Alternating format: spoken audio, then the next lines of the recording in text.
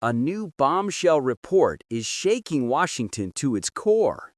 According to Bloomberg, the FBI redacted former President Donald Trump's name and other high-profile figures from the Jeffrey Epstein Files. But why? Was it done for privacy or to protect something much bigger? Tonight, we uncover what's really behind the blackout.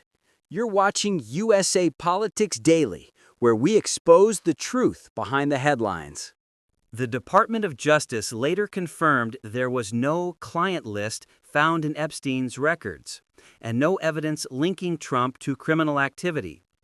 However, Trump's name still appeared several times in Epstein's contact book and flight logs, raising fresh questions about what exactly was being withheld. According to insiders, the FBI sent a memo instructing agents to review all documents and determine which ones could be released to the public. Under FOIA law, the Freedom of Information Act, if someone was a private citizen at the time, their name can be legally redacted. Trump, being a private citizen when many of these events occurred, was covered under that rule. But critics say that excuse doesn't hold up when it comes to transparency and accountability. Once the FBI completed its internal review, the redacted files were reportedly sent to Attorney General Pam Bondi, who, according to Bloomberg's sources, told Trump in May that his name did appear in the files, but no evidence of wrongdoing was found. Weeks later, the FBI and the Justice Department released a joint statement saying there was no need to release additional material. That decision immediately sparked political outrage. Trump responded quickly, calling the entire situation a hoax. He told reporters, if they had anything on me, they would have released it years ago. Meanwhile, Democratic Congressman Robert Garcia went on MSNBC and said, Trump spent years promising to release all Epstein files.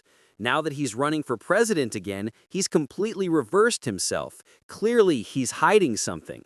The political firestorm was immediate. Jeffrey Epstein's private island in the U.S. Virgin Islands was once a paradise for the rich and powerful. But prosecutors say it was also a hub for child trafficking and abuse. Victims as young as 11 came forward describing horrifying experiences. In 2022, Epstein's estate paid $105 million to settle lawsuits with the U.S. Virgin Islands government. Records show that Trump flew on Epstein's private jet at least 8 times between 1993 and 1997, but all flights were between New York and Florida. Trump has publicly said he was never invited to the island and even refused an invitation.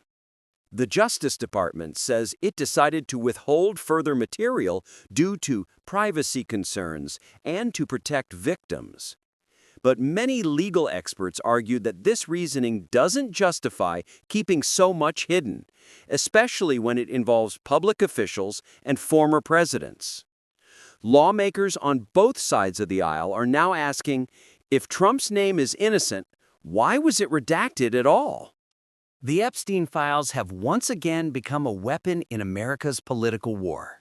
Trump supporters call the redactions proof of another political witch hunt. Critics claim it's evidence of a deeper cover-up. Whatever the truth may be, one thing is clear: this story isn't going away anytime soon. Transparency, power, and politics. The Epstein Files touch all three.